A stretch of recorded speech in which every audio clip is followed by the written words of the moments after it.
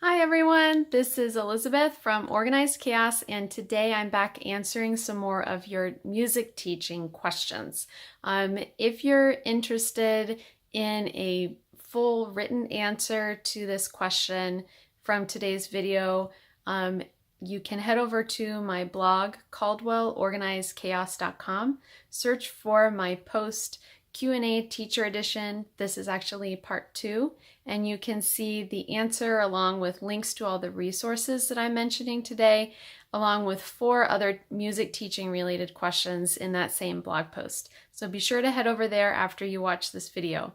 The question that I'm answering in today's video was a question about what I do for the beginning of the school year. What are some of the lessons that I teach on the first day of class? And, do I spend the whole class going over behavior expectations, or do I do something else? So there are basically 4 elements that I always try to cover in the first lesson with every grade, no matter what. And I've done this since I started teaching. The first thing is assigned seats. I always assign seats at the beginning of the year. There are a few years recently when I've explored having limited choice in terms of seating, but even then I started the year with some basic assigned seats. So I give them their seats. The second element that I always try to cover in the first lesson is some basic behavior expectations and logistics and routines kinds of things. And then I also always try to incorporate singing / chanting, I'll come back to that, and some kind of movement. I try to kind of establish the culture of like, hey, there's no shame here. We're all here having fun and being silly together. So, express yourself and go ahead and do whatever it is. And it also just gets them up and moving, of course. And in the first day, they don't often get to do that a lot, or the first week of school, depending on when I see them. So those are the 4 elements that I always include. And I actually don't have any kind of specific lesson that I do every year on the first day of school like some people do. I keep changing it up.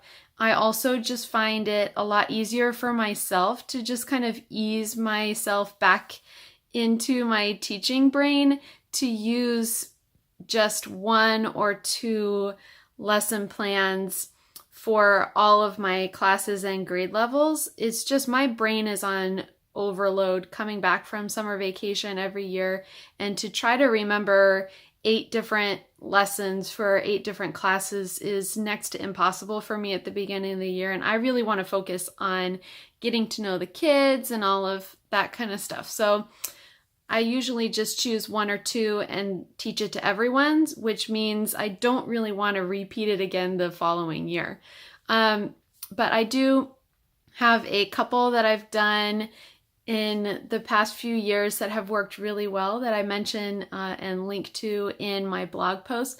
One of them is the song Fanga Alafia, which I did a couple of years ago with singing and movement. It's written by an American composer. A lot of people think it's a traditional song from some part of Africa, which is, as far as I can tell, not actually true. But it is in an African style, if there is such a thing. And it has some I incorporate some movements to go along with it. If you search YouTube, there are hundreds of recordings of different groups performing it that you can take ideas from. But it's a welcome song. So I find, and it's very easy. There's a lot of call and response. So it's a really great way to kind of kick off the year.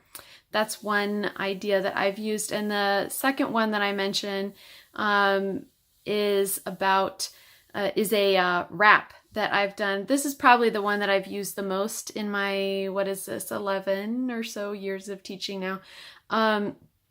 And it starts off like, here we are at, and whatever the school name is, the school year has begun. And it kind of goes along from there. And then I have a bunch of different ostinato patterns that go along with it. Like I make them up and change them every year just to kind of reference different inside jokes if I can from the previous school year or things like that. Or let's see, what was one that I do? Oh, I've done a few different things like about the dog ate your homework or, mystery meat in the cafeteria or things like that. So the great thing about that is that I can get them using their voices and doing part work really early, which they think is really cool. But then for the older students, I can transfer that to body percussion or movement. For the younger grades, I'll add a motion for each of the different ostinati. And then if I have a long enough class period, I have over the years had different times when I had the older grades for a full 60-minute period. In that case, I will break out the instruments and transfer the rap or add instrument parts to the song or whatever I'm doing. But that is the only time I will get out instruments on the first day of class. If I have older students who I have had for more than, at least a year or two, and they already know what my expectations are, most of them, and I have a more than 30-minute class period. Otherwise, I absolutely do not try to break out instruments on the first day. In terms of behavior management, kind of going over that stuff on the first day, I do think it's important to establish those ground rules. And I do find that kids are more receptive to listening to it if it's the first day. I went through a brief period about halfway through about 5 years ago when I felt like, you want the first day to be all about music making, and then I'll come back to it in the second, third lesson. But by then, they just didn't want to hear it. So they were less likely to sit and listen and discuss and engage with the kind of behavior types of discussions. So all of that to say, I do talk about behavior and routines and things like that in the first class. But I keep it to the very basic level. I spend no more than 5 to 10 minutes maximum total, and I spread it out through the 30 or whatever minute class that I have. So, we do assigned seats, and then maybe I'll go over the little code, the hand signal code that I have for standing and sitting and turning and leaving and lining up. And then we'll do part of the song, and then I'll pause and we'll talk about the classroom rules that I have and how I enforce those. And then we'll go back and add some movement parts, and then we'll pause, and then I'll talk about how, what are the different incentives that they're working towards as a class and as an individual or whatever, and then we'll finish up with the song. So something like that, so that it's not just me sitting and talking at them, and it's also not just kind of belaboring the point. I used to have a lot more in-depth discussion about things and, have the kids share examples that they came up with of what it looks like to do this the right way and that kind of thing. But I find that honestly, especially after the majority of the kids have had me for a year or two, I find that the best way for them to understand, how the expectations play out in the classroom, how the routines work and things like that, is to just do it and experience it. Just like with anything else in teaching, when I'm introducing 16th notes, they got to do it first and then say, oh, by the way, that's a 16th note. Same thing for me with behavior. They got to do it, and then I say, oh, by the way, that's what we should be doing.